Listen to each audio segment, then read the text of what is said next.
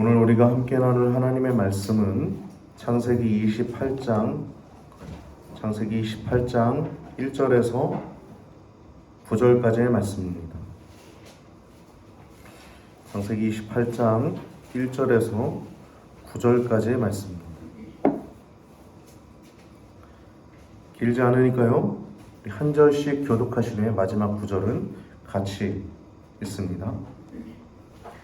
이삭이 야곱을 불러 그에게 축복하고 또 부탁하여 가로되 너는 가나안 사람의 딸들 중에서 아내를 취하지 말고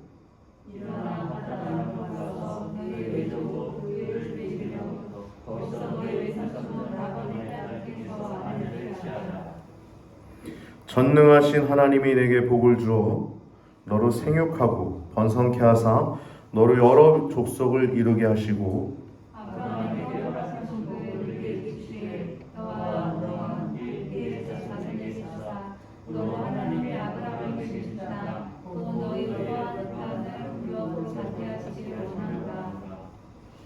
이에 이삭이 야곱을 보내었더니 밧단 아람으로 가서 라반에게 이르렀으니 라반은 아람 사람 부두엘의 아들이요 에서와 야곱과 에서의 어미 리브가의 오라비더라.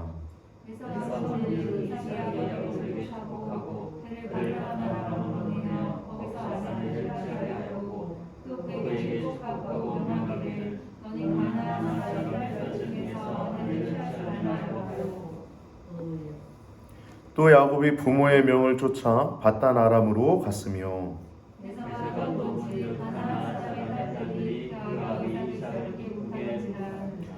이에 에서가 이스마엘에게 가서 그 본처들 외에 아브라함의 아들 이스마엘의 딸이요 느바요의 누이인 마할랏을 아내로 취하였더라.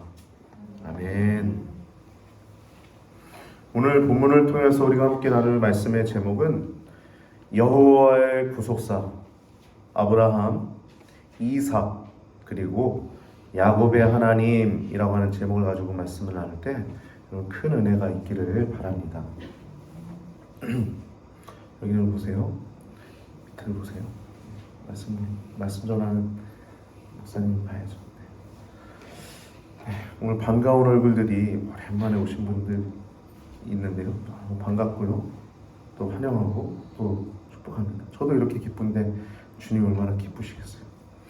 여러분, 오늘 말씀은 여호와의 구속사, 아담부터 아브라함까지 1장부터 11장이었죠. 그게 원역사고 12장부터 50장까지가 이제 이스라엘의 4대 족장 아브라함, 이삭, 야곱, 요셉 이렇게 나오는데 그 가운데서 오늘 본문은 이제 이스라엘 이제 혈통의 확정이죠. 이스라엘이라고 일컬어지는 야곱의 이야기가 오늘 본문 앞에 27장 야곱의 축복, 이삭이 축복하는 그 내용부터 36장까지 10장에 이르러서 야곱에 대한 얘기가 등장하고 있는데요. 그 가운데서 오늘 본문은 특별히 야곱이 그 아브라함의 하나님, 이삭의 하나님이 아니라 나의 하나님으로 경험되어지는 베델이라고 하는 곳에서 하나님의 사닥다리를 이제 보게 되는, 그래서 사닥다리 맨 끝에 하늘에서 여호와 하나님이 그에게 말씀하시는 그 내용이 오늘 본문에 등장하고 있습니다. 즉 아브라함 그리고 이삭 그리고 야곱이라고 하는 이 혈통 분리 작업이 계속 있었지 않습니까? 약속의 자녀, 기적의 아들, 그 언약의 증표, 그 이삭 자체가 언약의 증표였죠. 100세에 낳은 이삭. 참 목회자로서 또 성경이 참 감사한 게 어떻게 100세에 낳는지 설교하기도 편하게 100세에 낳는지 참 감사합니다. 별걸 다 감사한다고 할 수도 있는데 아무튼 혈통 분리 작업이 이제 끝나고 택한 혈통이 확정되어서 이제 이 자녀 야곱의 자녀들 이스라엘의 자녀들을 통해서 이제 12지파들이 이제 형성되는 내용입니다. 이 성경에 보면 그 12지파는요 매우 의미가 큽니다. 나중에 그 천상에서 24 좌석이 있는데 나오는데 거기 12자석은 이스라엘의 12지파와 또 12자석은 또 예수님의 12제자들 이렇게 의미하는 내용들이 등장할 정도로 이스라엘의 12지파라고 하는 의미는 매우 중요하고 또 확정됐다라고 하는데 딱 점 찍는 데 있어서 명확한 의미가 있죠. 그래서 오늘 본문의 그 이스라엘이 되는 야곱이 이스라엘이 되는 과정 가운데 오늘 본문은 야곱의 삶엔 크게 두 가지가 있어요. 많은 하나님이 계시하신 내용들이 있지만 두 가지를 뽑으라 그러면 오늘 본문 이후에 나오는 베델의 하나님의 사닥다리 사건과 그 야복강에서 하나님과 씨름하여 하나님의 얼굴을 보고 분일이라고 일컬어질 뿐만 아니라 그 장소를 또 야곱의 이름이 바뀌는 이스라엘로 바뀌는 야복강가의 그 경험, 그 두 가지가 야곱에게 있어서는 굉장히 큰 하나님의 현현, 하나님의 경험, 신앙에 성숙할 수 있는 시간이었던 것 같습니다. 그래서 야곱은 드디어 혈통 분리 작업이 끝나고 이 택한 혈통이 확정되는 그 이름이 야곱, 이스라엘이라고 하는 사람입니다. 야곱의 삶은 파란만장했죠. 근데 여러분 가만히 우리가 또 점검해 봐야 될 것은 야곱의 생에 있어서 이런 일들이 벌어졌을 때, 야곱이 탄생했을 때 야곱의 아버지 이삭의 나이와 야곱의 할아버지 아브라함의 나이를 우리가 점검해 봐야 될 필요성이 있습니다. 야곱의 생에 있어서 야곱이 아브라함을 약 15년 정도 봤어요. 아브라함이 175세를 살았지 않습니까? 아시죠? 175세 살았는데 100세에 이삭을 낳았으니까 이삭이 그리고 40세에 결혼을 하죠. 그럼 140세예요, 아브라함이. 그리고 이삭이 60세에 이 야곱과 에서를 낳습니다. 쌍둥이 손주를 맞이하는 거예요, 아브라함. 그때 나이가 160세죠, 그러면 아브라함이 야곱과 에서를 보고 지내다 가신 게 약 한 15년 정도는 그 쌍둥이들을 보셨던 거예요. 그 쌍둥이들도 그 아브라함 할아버지를 봤던 거예요.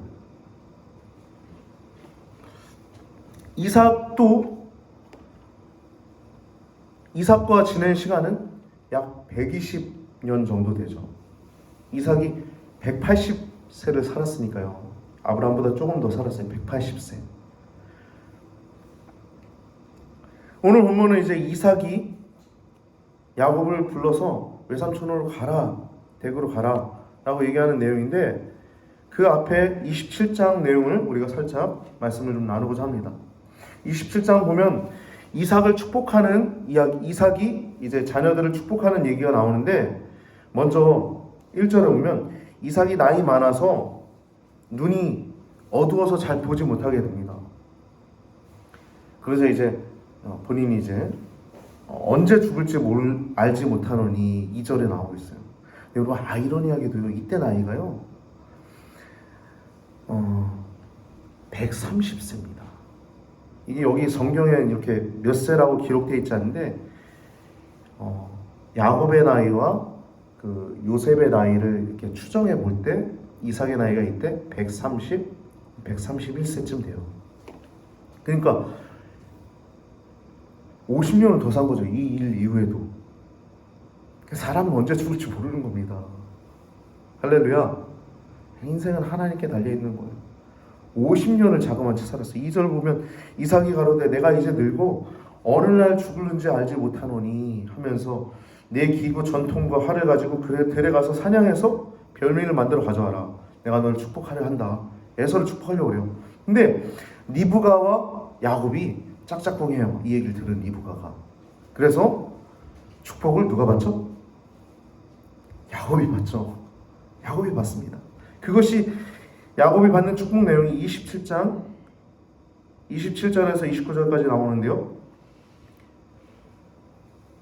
야곱을 축복하는데 그에게 축복하여 그러되 내 아들의 향취는 여호와의 복주신 밭의 향취로다. 하나님은 하늘의 이슬과 땅의 기름짐이며 풍성한 곡식과 포도주로 내게 주시기를 원하노라. 만민이 너를 섬기고 열국이 내게 굴복하리니 내가 형제들의 주가 되고 내 어미의 아들들이 내게 굴복하며 내게 저주하는 자는 저주를 받고 내게 축복하는 자는 복 받기를 원하노라. 여러분, 저주, 축복 어디서 듣던 내용이죠? 바로 아브라함에게 한 내용이에요. 이 내용의 축복이 이삭에게 에서에게 가지 않고 누구에게 가요? 야곱에게 갑니다.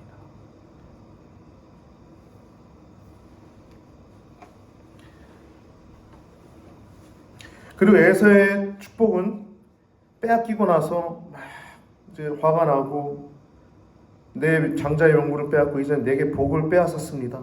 나를 위해서 빌 복이 남지 않았습니까? 그러면서 이제 소리 높여 울면서 38절에 그러면서 이제 아비 이삭이 이 에서를 축복하는 내용이 39절과 40절에 나옵니다. 이 내용 보면 그대로 이 축복 말씀대로 에서가 살아가게 돼요. 보면 40절에 보면 너는 칼을 믿고 생활할 것이며 내 아우를 섬길 것이며 라고 얘기가 나와요. 우리가 지난주에 하나님의 선택과 육이라고 하는 제목을 통해서 에서 족속이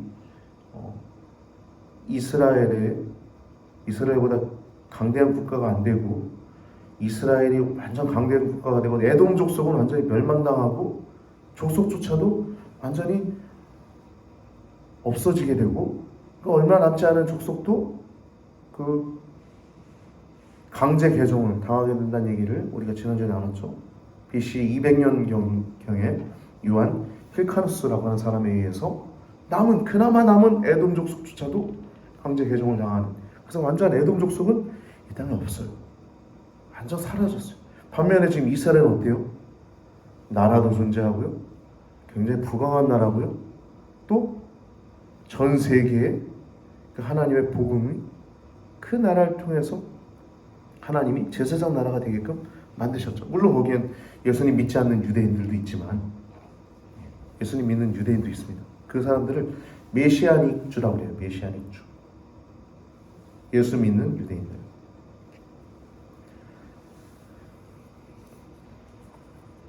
야곱의 축복과 에서의 축복 이야기가 이렇게 등장하고 있고, 그 이삭이 나이가 많아서 이제 하라고 했는데 130세인 것은 어떻게 알 수 있냐면요, 야곱의 아들들을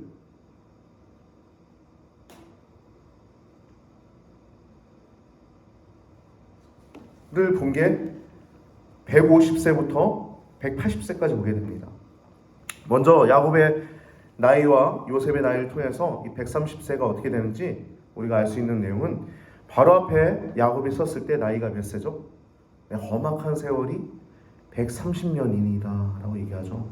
근데 나그네 길의 세월이 130년이라 라고 얘기할 때 그때 요셉의 나이가 39세예요. 그러니까 요셉을 낳을 때쯤이 언제냐면 라반의 집에서 나올 때 요셉을 낳았거든요. 그러니까 130 빼기 39 하면 몇 살이에요? 90일이에요. 90일. 라반의 집에서 나올 때가 91세입니다. 야곱의 나이가. 그러니까 야곱이 라반의 집에서 봉사한 게 20년을 봉사했거든요. 그러니까 라반의 집에서 봉사한 게 20년이니까 토탈 20년이니까 거기서 아기들을 숨풍숨풍 많이 낳지 않습니까? 11명까지 낳았으니까. 요셉까지 낳았으니. 그 동생 베냐민 그 이후에 낳은 거니까요. 베냐민 낳다가 라헬이 죽죠. 요셉의 어머니 라헬이. 그러니까 지금 야곱의 나이는 91세 요셉을 낳은 거예요. 그러니까 20년을 봉사했으니까 71세쯤에 라반의 집에서 봉사를 시작한 겁니다. 20년을 봉사했으니까 71세. 그러니까 이 축복하는 이 시기쯤에는 야곱의 나이가, 에서의 나이가 70세 정도 된 거예요. 70세, 71세.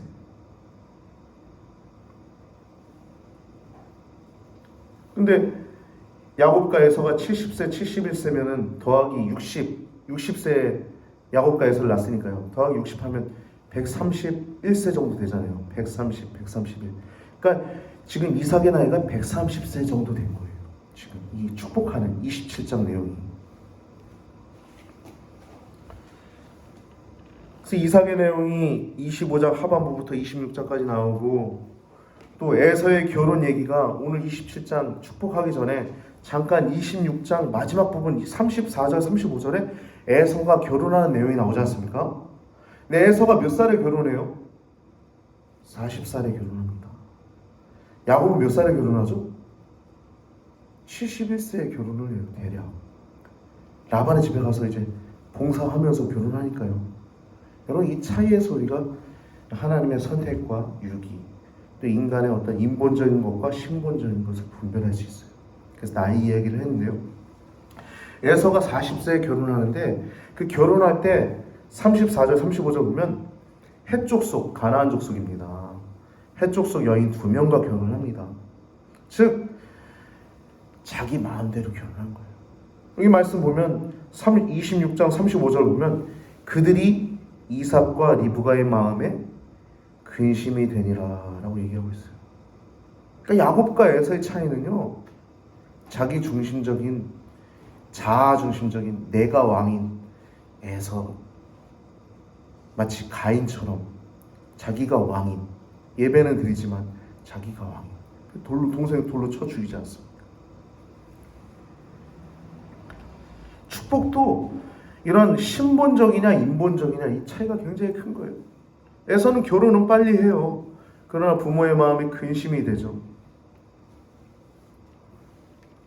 그러고 축복받은 후에, 순서지의 첫 번째가 그 내용이 나오고요. 에서의 선택과 부모의 근심.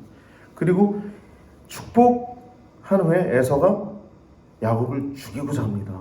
누구 비슷하죠? 가인 비슷하죠. 27장 41절 같이 읽어볼까요? 같이 읽습니다. 27장 41절 순서지에 있어요. 시작. 그 아비가 야곱에게 축복한 그 축복을 인하여 에서가 야곱을 미워하여 심중에 이르기를 아버지를 곡할 때가 가까웠은즉 내가 내 아우 야곱을 죽이리라 하였더니. 그러니까 그래도 아버지 있을 때는 안 죽이려고 그러는 거예요. 근데 아버지가 곡할 때가 가까운 줄 안 거죠. 근데 몇 년 살죠? 50년 살죠? 50년을 더 살아요.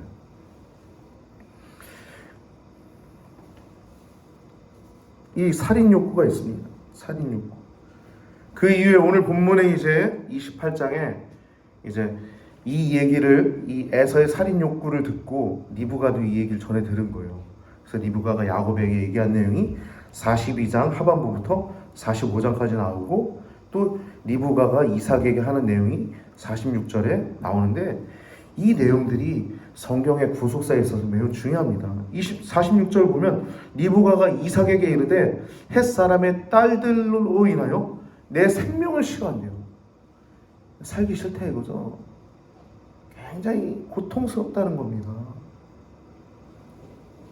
야곱이 만일 이 땅의 딸들, 즉 가나안 딸들이죠, 그 중에서 아내를 취하면 나의 생명이 내게 무슨 재미가 있겠습니까? 라고 얘기하면서 이제 외삼촌 라반의 집에 보낼 것을 이삭에게 얘기를 하는 겁니다.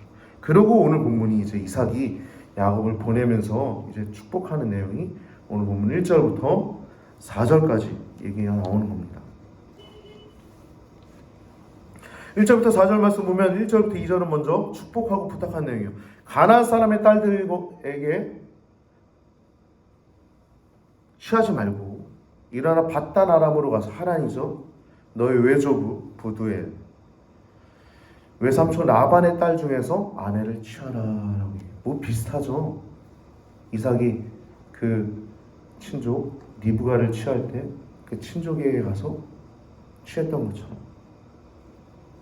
아브라함이 그 아들 이삭의 아내를 그 땅에서 취하지 않았던 것처럼 지금도 하나님의 어떤 섭리와 계획과 경륜 속에서 지금 야곱이 또 그 결혼을 하기 위해서, 또 도망치기 위해서 그쪽으로 가는 겁니다. 그러면서 이제 축복하는 내용이 나오는데, 3절과 4절에 보면 전능하신 하나님이 내게 복을 주어 너로 생육 번성케 하여 여러 족속을 이루게 하시고, 4절에 보면 이게 포인트예요. 아브라함에게 허락하신 복을 내게 주시되.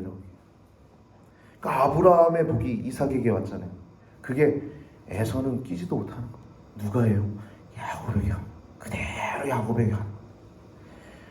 아브라함에게 허락하신 복을 내게 주시되 너와 함께한 네 자손에게 주사 너로 하나님이 아브라함에게 주신 땅 곧 너의 우거하는 땅을 유업으로 받게 하시기를 원하노라.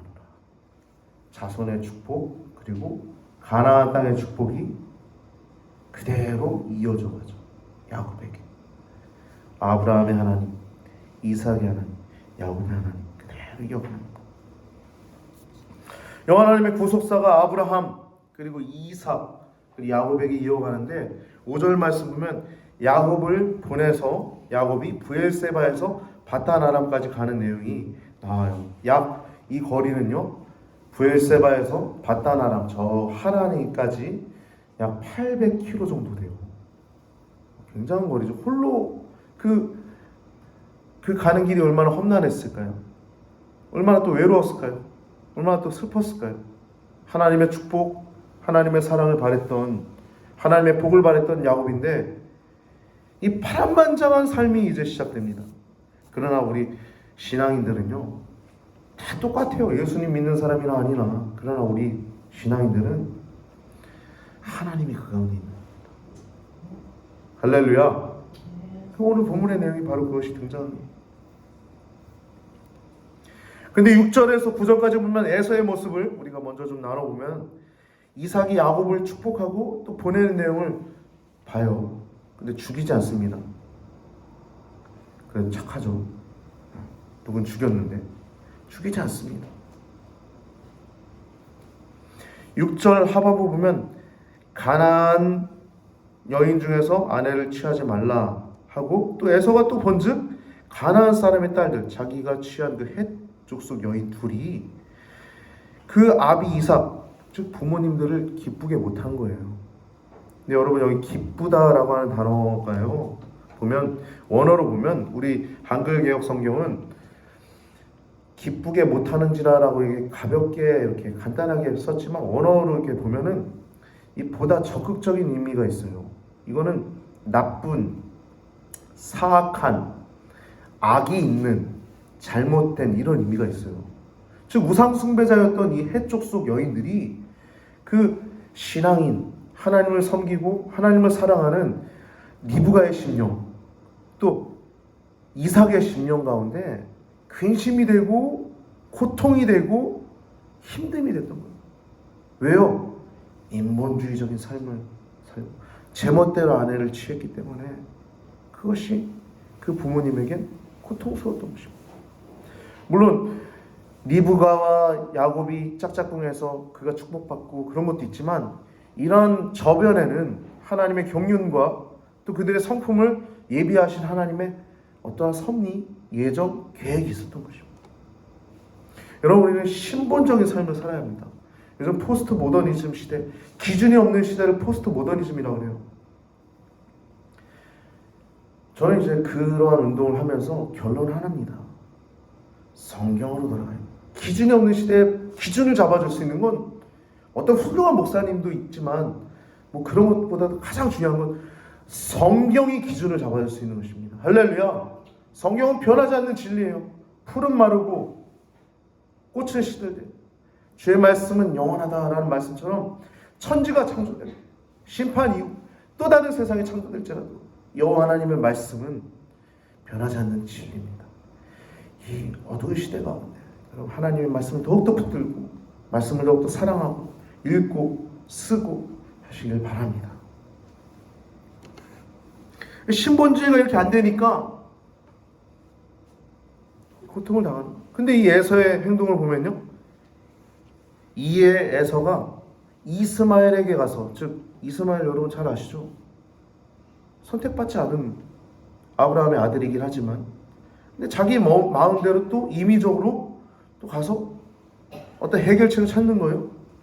이스마엘의 딸 마할렛을 취합니다. 신본주의가 안 되면 이렇게 인본적으로 자꾸 방법을 찾는 겁니다. 우리는요 어떤 문제가 생기면 옛날에 기도원 있지 않습니까? 기도원들이 지금 요즘 가보면 옛날에 비해서 조금 많이 비어있어요. 여러분 이 나라를 하나님 복 주신 것도 기도를 꽉꽉 찰 때 복 주신 겁니다. 여러분, 문제가 있으면 하나님께 달려가시기 바랍니다. 인간적인 방법으로 사람 찾아가고 그러지 마세요. 다 돼. 조금 될지 몰라요. 하나님 붙드시기 바랍니다. 할렐루야. 하나님 붙들면 반석이 되시고 피난처가 되시고 능력이 되시는 하나님, 그 하나님 붙드시는 여러분과 제가 되기를 바랍니다.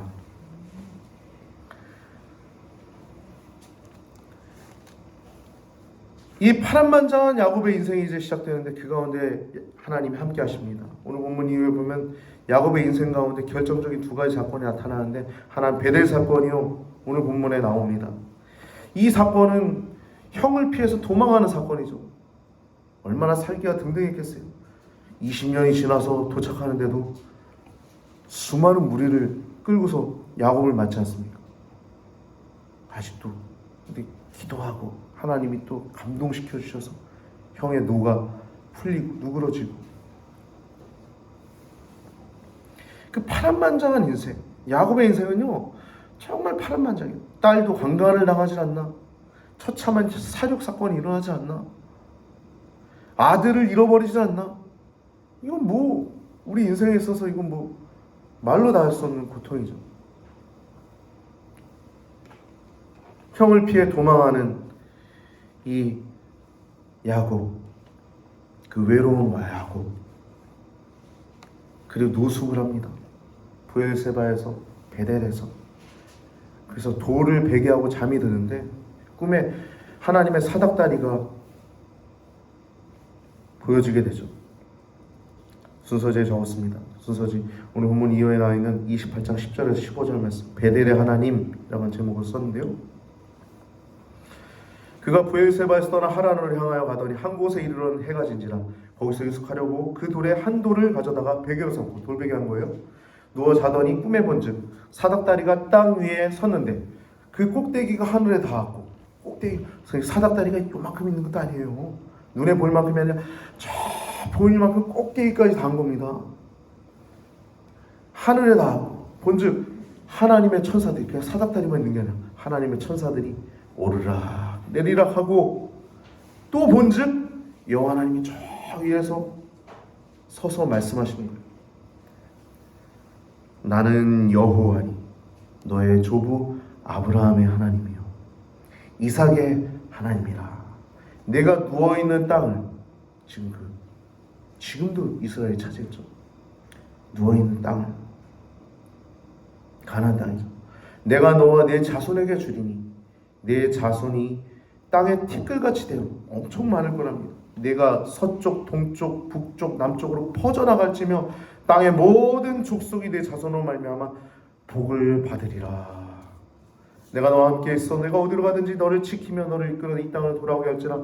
내가 내게 허락한 것을 다 이루기까지 너를 떠나지 아니하리라 하신지라. 아멘. 여러분, 나는 여호와니, 여호와라고 하는 단어, 언약을 세우시고 언약을 이루어 가신 하나님, 여호와의 구속사, 그 하나님이 이제는 야곱에게 나타난 거예요. 그리고 아브라함에게 말씀하신 너는 본토 지척 아비 집을 떠나 얘기하시면서 큰 민족을 이루고 너를 축복한 자에게 복을 내고 저주한 자에게 저주, 땅의 모든 족속이 너로 인하여 복을 받을 것이라. 천하 모든 족속이 너로 인해서 복을 받을 것이라. 이 축복이 지금 직접 이삭에게도 말씀하셨지만, 이삭을 통해서도 야곱이 들었지만, 이번엔 하나님이 직접 그에게 계시하신대요. 크게 한 세 가지로 볼 수 있죠. 하나는, 두 가지로 볼 수 있죠. 하나는 자손의 축복 많고, 또 하나는 그게 백성이죠. 나라의 세 가지 조건, 국민, 영토 주권. 나라, 국민, 내 자손이 많게 될 것이고, 영토, 가나안 땅, 이걸 주겠다는 거예요. 주권을 하나님이 만들어 가시죠. 그에게 통치하시는 다스림. 그리고 그것이 하나고요. 또 하나는 땅의 모든 족속이 내 자손으로 말미암아 복을 받은, 이게 바로 뭐냐면요, 예수 그리스도의 탄생을 예언하는 겁니다. 땅의 모든 족속이 내 자손으로 말미암아 복을 얻으리라. 아브라함에게 말씀하신 이미 말씀하셨던 그 복이 그대로 야곱에게까지 요구합니다. 이 일을 통해서 야곱은 하나님의 현존을 경험하죠. 아브라함의 하나님, 내가 15살 때까지 만났던 할아버지 하나님, 그 나의 아버지, 정말 있을 수 없는 중에 나왔던 그 존재, 이 있을 수 없는 존재인 아버지 이삭, 그리고 이제 자기, 그 하나님, 그것이 내게 이어가는, 이것이 바로 베델의 하나님 이야기입니다. 그리고 16절부터 22절까지 야곱의 반응이 나옵니다. 우리 16절 같이 한번 읽어볼까요? 같이 읽습니다. 야곱이 잠이 깨어 가로되 여호와께서 과연 여기 계시오늘 내가 알지 못하였도다. 아멘. 야곱은요 깜짝 놀란 거예요. 저 브엘세바에만 있는 하나님을 알았던 거예요. 옛날에 고대는요 신을 지역의 신으로 생각을 많이 했어요. 그러니까 지금 이 낯선 땅, 이 빈들에서 노숙하고 있는 야곱이 여기에서 지금 하나님의 사닥다리가 놓여져 있고 거기에 천사들이 오르락내리락하고 거기서 하나님을 만났다는 건 놀라운 겁니다. 야곱에게 있어서 하나님 현존을 경험하고 야곱이 하나님을 인식하게 되는 그 사건입니다. 17절 말씀 보면 두렵도다 라고 하고 있어요. 이 두렵도다 이 말씀은요 원어로 보면은 이 성경에 나와 있지 않는데 원어로 보면 이 마라고 하는 단어가 있습니다. 히브리어 마. 이 마라고 하는 단어는 어떻게, 얼마나 많이 라고 하는 의미가 있어요. 즉 얼마나 떨리는지 두렵도다. 이 공포심이 아니에요. 이건 경외심. 마치 우리가 하나님이나 부모님이나 왕이나 성전을 대할 때 어떤 경외심, 경건한 어떤 두려움이 있지 않습니까? 존경, 경외심. 이걸 의미하는 두렵도다. 이 들판이 하나님의 전, 하나님이 계신 곳이구나. 이걸 경험하는, 성전도 아니고 건물도 없고 브엘세바도 아닌 이 장소가, 이 빈 들판 아무것도 없는 이곳에서 하나님의 임재를 경험한다. 이것이 바로 베델입니다. 베델.